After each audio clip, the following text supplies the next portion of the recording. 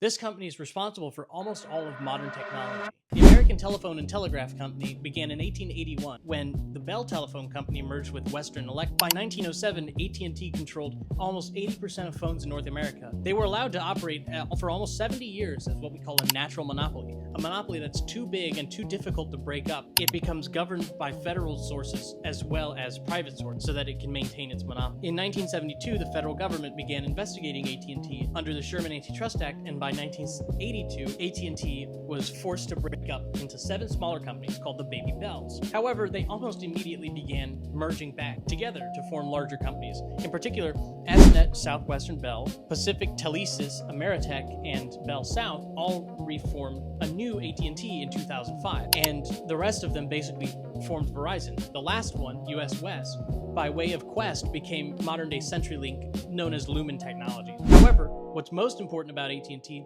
is their contributions to the tech world by way of Bell Labs, which is now owned by Nokia. They invented the transistor in 1947. They also invented the C programming language, the Unix operating system, as well as the POSIX API, which is the foundation for modern operating systems like BSD, macOS, and most importantly, Linux. Comment below if you learned something.